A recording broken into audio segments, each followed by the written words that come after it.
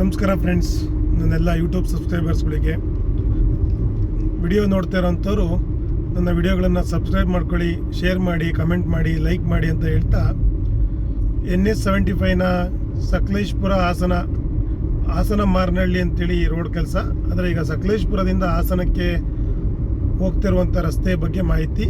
ನನ್ನ ಕಳೆದ ವಿಡಿಯೋದಲ್ಲಿ ನೀವುಗಳು ಸಕಲೇಶಪುರದಿಂದ ಬಾಳ್ಳುಪೇಟೆ ನಗರ ತನಕ ನೋಡಿದ್ರಿ. ಈಗ ಬಾಳ್ಳುಪೇಟೆಯಿಂದ ಮುಂದಕ್ಕೆ ನಾವು ಹೋಗ್ತಿರುವಂಥದ್ದು. ಎಡಬದಿಯಲ್ಲಿ ಬಲಬದಿಯಲ್ಲಿ ಹೋಟೆಲ್ಗಳು ಮುಂಚೂಣಿಯಲ್ಲಿ ಬರ್ತಾ ಇದ್ದಾವೆ. ಈಗ ಎಡಬದಿಯಲ್ಲಿ ಬ್ರದರ್ಸ್ ಅಂತ ಬಂದರೆ ಶ್ರೀ ವೈದ್ಯಂ ಅಂತೇಳಿ ಒಂದು ಹೋಟೆಲ್ ಬಲಭಾಗದಲ್ಲಿ ಬಂದಿದೆ. ಈ ಭಾಗಗಳಲ್ಲಿ ನಮಗೆ ರಸ್ತೆಯ ಕೆಲಸಗಳು ಮುಗಿಲಿಕ್ಕೆ ಬಂದಿದೆ. ಈಗ ನೀವಿಲ್ಲಿ ನೋಡ್ಬೋದು,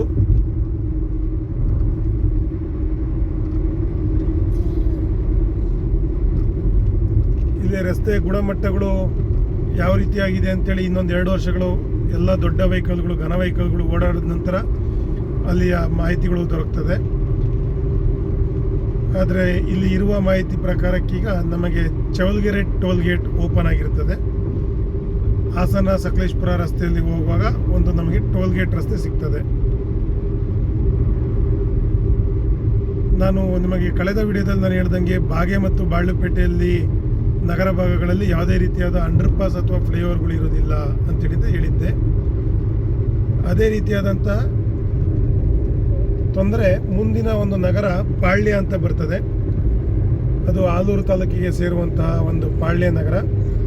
ಅದಕ್ಕೂ ಸಹ ಯಾವುದೇ ರೀತಿಯಾದಂಥ ಒಂದು ಅಂಡರ್ ಪಾಸ್ ಅಥವಾ ಫ್ಲೈಓವರ್ ಕೂಡ ಇರೋದಿಲ್ಲ.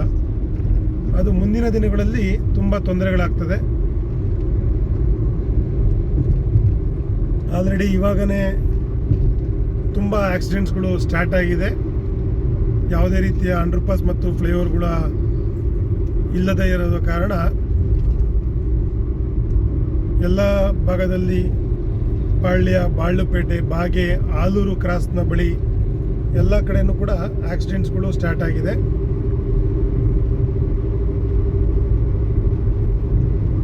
ಈ ಕೆಲಸವನ್ನು ಮಾಡುವಾಗ ಅವರಿಗೆ ಆ ಫ್ಲೈಓವರ್ಸ್ಗಳನ್ನು ಸ್ಯಾಂಕ್ಷನ್ಸ್ಗಳು ಆಗಿರಲಿಲ್ಲ. 2015ರಿಂದ ಈ ಕಾಮಗಾರಿ ನಡೀತಾ ಇದೆ. ನಾವೀಗ 2025ನೇ ಇಸ್ವಿಯಲ್ಲಿ ಬಂದಿದ್ದೇವೆ. 10 ವರ್ಷ ಆದ್ರೂ ಇನ್ನೂ 10 ಕಿಲೋಮೀಟರ್ ರಸ್ತೆ ಬಾಕಿ ಉಳಿದಿದೆ. ಅಂದರೆ ಹಾಸನದಿಂದ ಸಕಲೇಶಪುರದ ಬೈಪಾಸ್ನ ಮುಗಿಯೋವರೆಗೆ ನಮಗೆ ಕೆಲಸ ಆಗಿದೆ. ಹಾಸನದಿಂದ ಸಕಲೇಶಪುರದವರೆಗೆ ಕೆಲಸ ಆದ್ರೂ ಕೂಡ ಸಕಲೇಶಪುರದಿಂದ ಮಾರನಹಳ್ಳಿವರೆಗೆ ಏನು 10 ಕಿಲೋಮೀಟರ್ ಕೆಲಸ ಇದೆ ಅದು ಮುಗಿದಿಲ್ಲ. ಆದರೂ 70% ಭಾಗದ ಕೆಲಸ ಆಗಿದೆ ಅಂಥೇಳಿ ಇಲ್ಲಿ ನಮಗೆ ಚವಲ್ಗೆರೆ ಟೋಲ್ ಗೇಟನ್ನು ಓಪನ್ ಮಾಡಿದ್ದಾರೆ. ಹಾಗಾಗಿ ಕಳೆದ ಬಾರಿ ಮಳೆಗಾಲದಲ್ಲಿ ಏನು ಉಸ್ತುವಾರಿ ಸಚಿವರು ಮತ್ತು ಮಂತ್ರಿಗಳಾಗಿರುವಂಥ CN ರಾಜಣ್ಣ ಅವರು ಹೇಳಿರ್ತಾರೆ, ಕಂಪ್ಲೀಟ್ ರಸ್ತೆ ಓಪನ್ ಮಾಡೋವರೆಗೂ ಟೋಲ್ ಕಲೆಕ್ಟ್ ಮಾಡೋಂಗಿಲ್ಲ ಅಂತೇಳಿ ಅಂತ. ನೀವು ಇಲ್ಲಿ ನೋಡ್ಬೋದು, ಇದು ಪಾಳ್ಯ ಏರಿಯಾ. ಇಲ್ಲಿಗೂ ಕೂಡ ಎಡಭಾಗದಲ್ಲಿ ನಾವು ನಗರ ಭಾಗಕ್ಕೆ ಹೋಗಬೇಕು ಅಂದರೆ ನಾವಿಲ್ಲಿ ಮತ್ತೆ ಇವಾಗ ಬೈಪಾಸ್ನಲ್ಲೇ ಹೋಗ್ತೇವೆ. ಇಲ್ಲಿ ಸಹ ನಾವು ಇಲ್ಲಿ ಪಾಳ್ಯದಲ್ಲಿ ಕೂಡ ಬೈಪಾಸ್ನಲ್ಲೇ ಹೋಗ್ತೇವೆ. ಸಕಲೇಶಪುರದಿಂದ ಹೋಗ್ತಾ ನಾವು ಎಡಗಡೆಗೆ ತಗೊಂಡ್ರೆ ಪಾಳ್ಯ ನಗರಕ್ಕೆ, ಹಾಸನದಿಂದ ಮಂಗಳೂರು ಹೋಗುವಾಗ ಎಲ್ಲ ಬಸ್ಗಳು ಪಾಳ್ಯ ಏರಿಯಾವನ್ನು ಹೋಗಿಯೇ ಬರಬೇಕು ಅನ್ನೋದು ರೂಲ್ಸ್ ಇದೆ. ನೈಟ್ ಟೈಮು ಹೋಗೋದಿಲ್ಲ, ಆದರೂ ಡೇ ಟೈಮ್ ಮಾತ್ರ ಎಲ್ಲ ವೆಹಿಕಲ್ಗಳು, ಎಲ್ಲ ಕರ್ನಾಟಕ ಸಾರಿಗೆ ಬಸ್ಗಳು ಹೋಗಬೇಕು ಅನ್ನೋದು ರೂಲ್ಸ್ ಇದೆ. ನೀವು ಇಲ್ಲಿ ನೋಡ್ಬೋದು, ಇಲ್ಲಿ ಡೈವರ್ಷನ್ ಇರುವಂಥದ್ದು. ಇಲ್ಲಿ ಸಹ ಒಂದು ಮುಂದಿನ ದಿನಗಳಲ್ಲಿ ನಮಗೆ ಫ್ಲೈಓವರ್ನ ಅವಶ್ಯಕತೆ ಎದ್ದು ಕಾಣಿಸ್ತಾ ಇದೆ.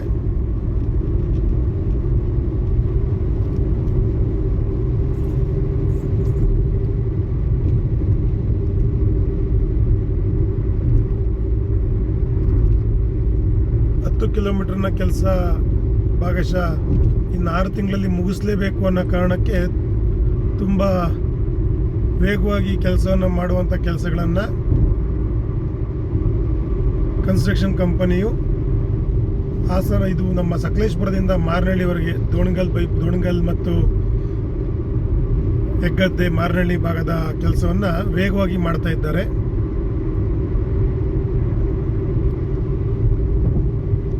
ಹಾಸನದಿಂದ ನಾವು ಮಾರನಹಳ್ಳಿಗೆ 1 ತಾಸಿನಲ್ಲಿ ಹೋದರೆ ಕೆಲಸ ಕಂಪ್ಲೀಟ್ ಆದ ನಂತರ ಘಾಟ್ ಸೆಕ್ಷನ್ ನಮಗೆ ಶಿರಾಡಿ ಘಾಟ್ ಏನಿದೆ ಅದು 26 ಕಿಲೋಮೀಟರ್ ರಸ್ತೆ ಹಾಗೇ ಇರ್ತದೆ. ಯಾವುದೇ ರೀತಿಯ ಹೊಸ ರಸ್ತೆ ಅಥವಾ ಟನಲ್ ರಸ್ತೆಯ ಬಗ್ಗೆ ಮಾಹಿತಿ ಇನ್ನೂ ಕೂಡ ಬಂದಿಲ್ಲ. ಈಗ ಬಂದಿರೋ ಮಾಹಿತಿ ಪ್ರಕಾರಕ್ಕೆ 8-9 ಕಂಪನಿಗಳು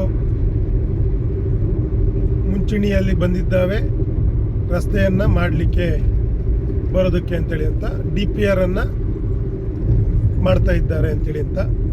ಮುಂದಿನ 2028ಕ್ಕೆ ಕಾಮಗಾರಿಯನ್ನು ಕೈಗೆತ್ತಿಕೊಳ್ಳಲಿಕ್ಕೆ ಅಂತ ಮಾಹಿತಿ ಇದೆ.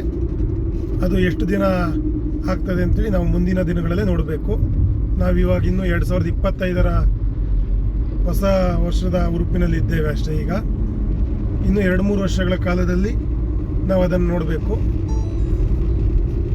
ಮಾರನಹಳ್ಳಿಯಿಂದ ನಾವು ಏನು ಗುಂಡಿಯಾ ತನಕ ನೋಡ್ತೇವೆ ಅದು ಕೇವಲ 26 ಕಿಲೋಮೀಟರ್ನ ರಸ್ತೆ ಆಗಿರ್ತದೆ. ನೇರವಾದಂಥ ರಸ್ತೆ ಮಾಡಿದ್ರೆ ಅದು ಕೇವಲ 15 ಕಿಲೋಮೀಟರ್ ರಸ್ತೆ ಟನಲ್ನಲ್ಲಿ ಬರ್ತದೆ ಅಂತೇಳಿ ಅಂತ. 15 ಕಿಲೋಮೀಟರ್ ರಸ್ತೆ ಬರುವಂಥ ರಸ್ತೆ ಅದು. ಆದರೆ ಅದಕ್ಕೆ ಒಂದು ಯುನೆಸ್ಕೋ ಅಂತ ಆದಂಥ ಅಪ್ರೂವಲ್ ಬೇಕಾದರೆ ಒಂದು ರಾಜ್ಯ ಸರ್ಕಾರದ ಫಾರೆಸ್ಟ್ ಡಿಪಾರ್ಟ್ಮೆಂಟಿಂದ ರಾಜ್ಯ ಸರ್ಕಾರವನ್ನು ಕೂಡ ಸಪೋರ್ಟ್ ಮಾಡಬೇಕಾಗ್ತದೆ. NHAಗೆ ಸೆಂಟ್ರಲ್ ಗೌರ್ಮೆಂಟಿಂದ ಕೂಡ ಸಪೋರ್ಟ್ ಬೇಕಾಗ್ತದೆ. ಇದೆಲ್ಲವೂ ಕೂಡ ಒಂದಾದಲ್ಲಿ ಶಿರಾಡಿ ಘಾಟಿನ ರಸ್ತೆ ಆದಷ್ಟು ಬೇಗ ಒಂದು ಟನಲ್ ರಸ್ತೆ ಆಗೋದರಲ್ಲಿ ಯಾವುದೇ ರೀತಿಯ ಅನುಮಾನ ಇಲ್ಲ ಅಂತ ಹೇಳ್ಬೋದು. ಅದು ನಮಗೆ ನಾವು 2025ನೇ ಇಸ್ವಿಯಲ್ಲಿ ಕೂತ್ಕೊಂಡು ಅದನ್ನು ಇನ್ನೂ 5 ವರ್ಷಗಳ ಕಾಲ ಯಾವುದೇ ರೀತಿಯ ಕನಸುಗಳನ್ನು ನಾವು ಕಾಣಲಿಕ್ಕಿಲ್ಲ. ಆದರೆ ನೋಡಿ, ನಾವು ಇವಾಗ ಹಾಸನಕ್ಕಿಂದೇನು 15 ಕಿಲೋಮೀಟರ್ ರಸ್ತೆ ಇದ್ದೇವೆ. ಇದು ಬೈರಾಪುರ ಅಂತೇಳಿ ಏರಿಯಾ. ಈ ಭಾಗ ಹೆಚ್ಚು ಕಡಿಮೆ 5-6 ವರ್ಷಗಳ ಕಾಲ ಈ ಅಂಡರ್ ಪಾಸ್ ಒಂದು ಬದಿಯಾಗಿ ವರ್ಕ್ ಆಗಿಲ್ಲ. ಜಸ್ಟ್ ಒಂದು ಬ್ರಿಡ್ಜನ್ನು ಮಾಡಿ ಕೈ ಬಿಟ್ಟಿದ್ರು. 5-6 ವರ್ಷಗಳ ಕಾಲ ಇಲ್ಲಿಯ ಜನಗಳು ಹೈರಾಣು ಪಟ್ಬಿಟ್ಟಿದ್ದಾರೆ. ಆ ರೀತಿಯಾದಂಥ ಒಂದು ಕಷ್ಟವನ್ನು ಅನುಭವಿಸಿದ್ದಾರೆ.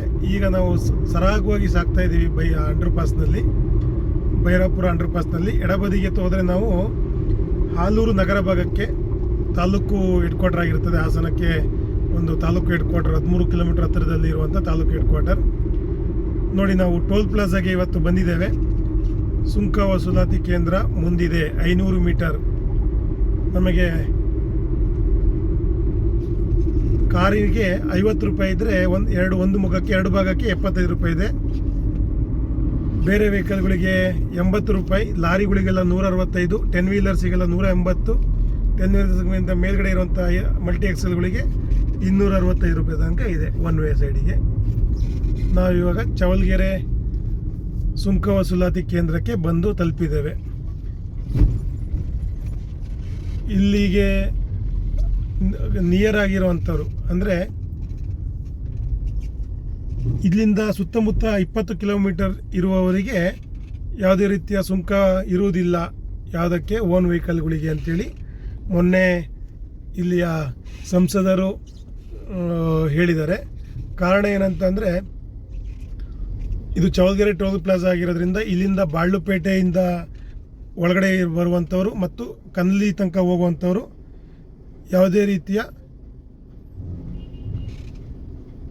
ಸುಂಕವನ್ನು ಕಟ್ಟಲಿಕ್ಕಿಲ್ಲ ಅಂತೇಳಿ ಅಂತ. ಇಲ್ಲಿ ಯಾವುದೇ ರೀತಿಯಾದಂಥ ಟೋಲನ್ನು ಕಟ್ಟಿರೋಕ್ಕಿಲ್ಲ ಲೋಕಲ್ನವರಿಗೆ. ತುಂಬ ಸ್ಲೋ ಇದೆ, ಹೊಸದಾಗಿ ಓಪನ್ ಆಗಿರೋ ಕಾರಣ ದೂರದಲ್ಲೇ ನಿಲ್ಲಿಸಿ ಬಿಡ್ತಾ ಇದ್ದಾರೆ.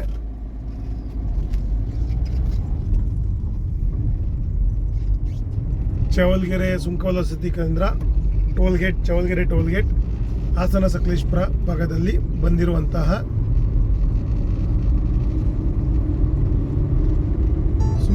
ಸುಂಕ ವಸೂಲಾತಿ ಕೇಂದ್ರ. ಇಲ್ಲಿ ನಮಗೆ ಕೇವಲ ಹಾಸನ 13 ಕಿಲೋಮೀಟರ್ ಅಷ್ಟೇ ಆಗಿರ್ತದೆ.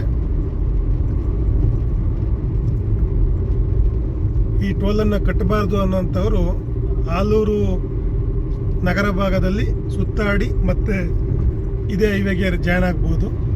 50 ರೂಪಾಯಿಗಳನ್ನು ಉಳಿಸ್ಬೇಕು ಅನ್ನೋಂಥವ್ರು ಆಲೂರು ನಗರ ಭಾಗವನ್ನು ನೋಡ್ಕೊಂಡು ಬರ್ಬೋದು. ಆ ಆಲೂರು ನಗರ ಭಾಗ ನಮಗೆ ನೋಡಲಿಕ್ಕೆ ಬೇಡ, ಅಲ್ಲಿಯ ಒಂದು ಸಮಯ ವ್ಯರ್ಥವಾಗುತ್ತೆ ಅಂತವರು ಸೀದಾ ಈ ಬೈಪಾಸ್ನಲ್ಲಿ 1-2 ನಿಮಿಷದಲ್ಲಿ ನಾವು ಸರಾಗವಾಗಿ ಸಾಕ್ಬೋದು. ಯಾಕೆಂದರೆ ನಾನು ಇವಾಗ ನಿಮಗೆ ತೋರಿಸ್ತೇನೆ. ಒಂದು ತಾಲೂಕು ಹೆಡ್ ಕ್ವಾರ್ಟ್ರಿಗೆ ಹೋಗುವಂಥ ರಸ್ತೆಗೆ ಯಾವುದೇ ರೀತಿಯ ಅಂಡರ್ ಪಾಸ್ ಅಥವಾ ಒಂದು ಫ್ಲೈಓವರನ್ನು ಮಾಡಲಿಲ್ಲ. ಇಲ್ಲಿ ತುಂಬ ಆಕ್ಸಿಡೆಂಟ್ಸ್ಗಳು ಆಲ್ರೆಡಿ ಆಗಿದೆ ಅಂತೇಳಿ ಮಾಹಿತಿ ಬಂದಿದೆ. ಇಲ್ಲಿಗೆ ತುಂಬ ನೀಡಿತ್ತು, ಒಂದು ಅಂಡರ್ ಪಾಸನ್ನು ಕೊಡ್ಬೋದಾಗಿತ್ತು. ಯಾಕೆಂದರೆ ಮುಂಭಾಗದಲ್ಲಿ ಏನು ಡೌನ್ ಇದೆ, ಕೆಳಗಡೆಯಿಂದನೇ ಒಂದು ಅಂಡರ್ ಪಾಸನ್ನು ಕೊಟ್ಟಿದ್ರೆ ಈ ಭಾಗದಲ್ಲಿ ಆಲೂರು ಭಾಗಕ್ಕೆ ನಮಗೆ ಅಂಡರ್ ಪಾಸಲ್ಲಿ ಜನ ಹೋಗ್ತಿದ್ರು ಆಲೂರಿಗೆ. ಯಾಕೆಂದರೆ ಆಲೂರಿಂದ ನಂತರ ಮತ್ತೆ ಅದೇ ರಸ್ತೆ ಬಿಕ್ಕೋಡಿಂದ ಬಲಭಾಗಕ್ಕೆ ತಿರುಗಿದ್ರೆ ಬೇಲೂರು, ಎಡಭಾಗಕ್ಕೆ ತಿರುಗಿದ್ರೆ ಹರಳ್ಳಿ ಮಾರ್ಗವಾಗಿ ಮೂಡಿಗೆರೆ ಹೋಗುವಂಥ ರಸ್ತೆ ಇದು. ಸೊ 3-4 ಏರಿಯಾಕ್ಕೆ ಹೋಗುವಂಥ ರಸ್ತೆ, ತುಂಬ ಜನ ಡೈವರ್ಷನ್ ತಗೊಳ್ಳುವಂಥ ರಸ್ತೆ. ಆ ಕಾರಣಕ್ಕೆ ಅಲ್ಲಿಗೆ ತುಂಬ ಅವಶ್ಯಕತೆ ಇರುವಂಥ ಒಂದು ಅಂಡರ್ ಪಾಸ್ ಅಥವಾ ಫ್ಲೈಓವರ್ ಮುಂದಿನ ದಿನಗಳಲ್ಲಿ ಅವಶ್ಯಕತೆ ಇರುತ್ತದೆ.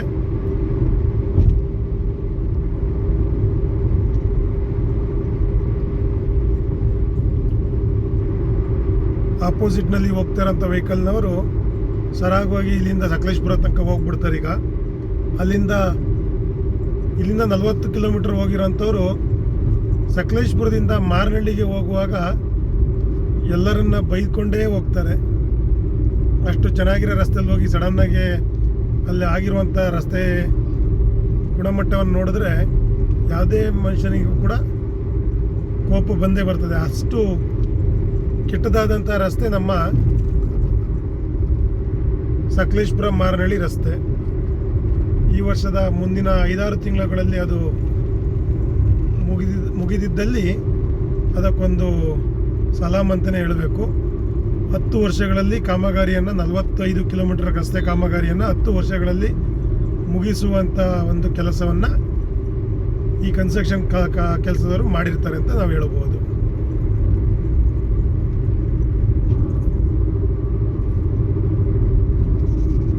ಇನ್ನು 3-4 ಕಿಲೋಮೀಟರ್ ಹೋದರೆ ನಾವು ಹಾಸನದ ಬೈಪಾಸಿಗೆ ಬಂದುಬಿಡ್ತೇವೆ.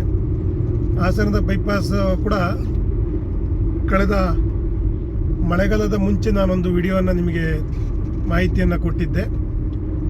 ಏನಂತಂದರೆ, ನಾವು ಈ ಕಡೆಯಿಂದ ಸ್ಟಾರ್ಟ್ ಮಾಡಿದ್ರೆ ಭುವನಹಳ್ಳಿ ಕ್ರಾಸ್ನವರೆಗೆ ಅಂದರೆ HKS ಇಂಟರ್ನ್ಯಾಷನಲ್ ಸ್ಕೂಲ್ನವರೆಗೆ 6-7 ಫ್ಲೈಓವರ್ಗಳನ್ನು ಕಾಮಗಾರಿಗಳನ್ನು ಮಾಡುವಂಥ ಕೆಲಸ ನಡೀತಾ ಇದೆ.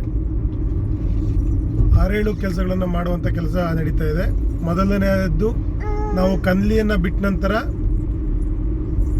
ಅದು ನಾವು ಎಡಭಾಗಕ್ಕೆ ಒಂದು ಡೈವರ್ಷನ್ ತಗೊಳ್ಳುವಂಥದ್ದು, ಹಾಸನ ನಗರ ಭಾಗಕ್ಕೆ ಡೈವರ್ಷನ್ ತಗೊಳ್ಳುವಂಥದ್ದು, ಅದು ಮೊದಲನೆಯ ಫ್ಲೈಓವರ್ ಆಗಿರ್ತದೆ. ಎರಡನೆಯದ್ದು ಶೆಟ್ಟಿಹಳ್ಳಿ ಚರ್ಚ್ ಅಂತೇಳಿ ಫೇಮಸ್ ಆಗಿರ್ತದೆ.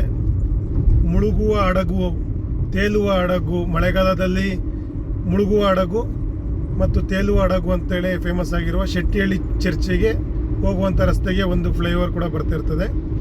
ಮೂರನೆಯದ್ದು ಅರಕಲಗೂಡಿಗೆ ಮತ್ತು ಕುಶಾಲನಗರ ಮಡಿಕೇರಿಗೆ ಹೋಗುವಂಥ ರಸ್ತೆಗೆ ಅಡ್ಡಲಾಗಿರುವಂಥ ರಸ್ತೆಗೆ ಒಂದು ಫ್ಲೈಓವರ್ ಬರ್ತದೆ. ನಾಲ್ಕನೆಯದ್ದು ಚನ್ನಪಟ್ಟಣ ಬೈಪಾಸ್ ಅಂತ ಕರೀತಾರೆ, ಅದು ಹೊಳೆನರಸೀಪುರ ಮತ್ತು KR ನಗರ ಮೈಸೂರಿಗೆ ಹೋಗುವಂಥ ರಸ್ತೆಯ ಒಂದು ಫ್ಲೈಓವರ್ ಆಗಿರ್ತದೆ. ಐದನೆಯದ್ದು ಬೆಂಗಳೂರಿನಿಂದ ಬಂದು ಹಾಸನ ನಗರ ಭಾಗಕ್ಕೆ ಒಳಭಾಗಕ್ಕೆ ಹೋಗುವಾಗ ಭುವನಹಳ್ಳಿ ಕ್ರಾಸ್ ಡೈರಿ ಸರ್ಕಲ್ಗೆ ಹೋಗುವಂಥವ್ರು, ಚಿಕ್ಕಮಗಳೂರು ರಸ್ತೆಗೆ ಡೈವರ್ಷನ್ ತಗೋಂಥವರಿಗೆ ಅಲ್ಲಿ ಒಂದು ಫ್ಲೈಓವರ್ ಬರ್ತದೆ. ಅದು ಬಿಟ್ಟು ಮತ್ತೆ ಮುಂದಕ್ಕೆ HKS ಸ್ಕೂಲ್ ಹತ್ರ ಕೆಂಚಟ್ಟಹಳ್ಳಿ ಎನ್ನುವ ಒಂದು ಸರ್ಕಲ್ ಮತ್ತು ತುಂಬ ಹಳ್ಳಿಗಳಿಗೆ ಹೋಗುವಂಥ ರಸ್ತೆ, ಅಲ್ಲಿ ಕೂಡ ಒಂದು ಫ್ಲೈಓವರ್ ಬರ್ತದೆ. ನೋಡಿ, ಇಲ್ಲೂ ಕೂಡ ಇದು ನಾವು ಈಗ ಪಾಸ್ ಆಗ್ತಿರುವಂಥ ಏರಿಯಾ ಕಂದ್ಲಿ ಏರಿಯಾ ಅಂತೇಳಿ, ಕಂದ್ಲಿ ನಗರ ಭಾಗ. ಇಲ್ಲಿಗೂ ಕೂಡ ಮುಂದಿನ ದಿನಗಳಲ್ಲಿ ಒಂದು ಫ್ಲೈಓವರ್ನ ಅವಶ್ಯಕತೆ ಇರ್ತದೆ. ಯಾಕೆಂದರೆ ತುಂಬ ವೆಹಿಕಲ್ಗಳು ಇಲ್ಲಿ ಕೂಡ ಡೈವರ್ಷನ್ ತಗೋಣಂಥ ಏರಿಯಾ ಕೂಡ ಇದು ಕೂಡ ಒಂದು. ಹಾಗಾಗಿ ಇಲ್ಲಿಗೂ ಕೂಡ ಒಂದು ಫ್ಲೈಓವರ್ನ ಅವಶ್ಯಕತೆ ಇರ್ತದೆ. ನಮಗೆ ಈಗ ಆರೋ ಮೂಲಕನ ನೋಡ್ಬೋದು. ಹಾಸನ ನಗರ ಭಾಗಕ್ಕೆ ಎಡಭಾಗಕ್ಕೆ ತಿರುಗಿ ಅಂತ ತೋರಿಸ್ತಿದ್ದಾರೆ. 7 ಕಿಲೋಮೀಟರ್. ಚನ್ನರಾಯಪಟ್ಟಣ ಮತ್ತು ಬೆಂಗಳೂರು 188 ಕಿಲೋಮೀಟರ್. ನಿಮಗೆ ಮುಂದೆ ಕಾಣಿಸ್ತಾ ಇರ್ಬೋದು, ನಾನು ಆ 5-6 ಫ್ಲೈಓವರ್ಗಳ ಬಗ್ಗೆ ಮಾಹಿತಿಯನ್ನು ಹೇಳಿದ್ದೆ. ಎಲ್ಲ ಫ್ಲೈಓವರ್ಗಳ ಬಗ್ಗೆ ಮಾಹಿತಿಯನ್ನು ಈ ವಿಡಿಯೋದ ಹಿಂದುಗಡೆ ಹೇಳಿದೆ. ಅದರಲ್ಲಿ ನಿಮಗೆ ನೋಡಿರ್ಬೋದು, ಇದು ಮೊದಲನೇ ಫ್ಲೈಓವರ್. ಹಾಸನ ನಗರ ಭಾಗಕ್ಕೆ ನಾವು ಲೆಫ್ಟಿಗೆ ಡೈವರ್ಷನ್ ಅಂತ ಅಂದಾಗ ಹಾಸನ ನಗರ ಭಾಗದಿಂದ ನಾವು ಈ ರಸ್ತೆಗೆ ಬಂದು ಜಾಯ್ನ್ ಆಗಬೇಕು ಅಂದರೆ ಈ ಫ್ಲೈಓವರ್ನ ಅಂಡರ್ ಪಾಸ್ನಲ್ಲಿ ನಾವು ಬಂದು ಜಾಯ್ನ್ ಆಗಬೇಕಾಗಿರ್ತದೆ. ಮುಂದಿನ ದಿನಗಳಲ್ಲಿ ಈ ಹಾಸನ ನಗರ ಬೈಪಾಸ್ಗಳ ಕಾಮಗಾರಿ ಎಲ್ಲಿಗೆ ಎಷ್ಟು ಮಟ್ಟಿಗೆ ಆಗಿದೆ ಅನ್ನೋದ್ರ ಬಗ್ಗೆ ಮಾಹಿತಿಯನ್ನು ಕೊಡ್ತೇನೆ. ಧನ್ಯವಾದಗಳು ಫ್ರೆಂಡ್ಸ್. Thank you.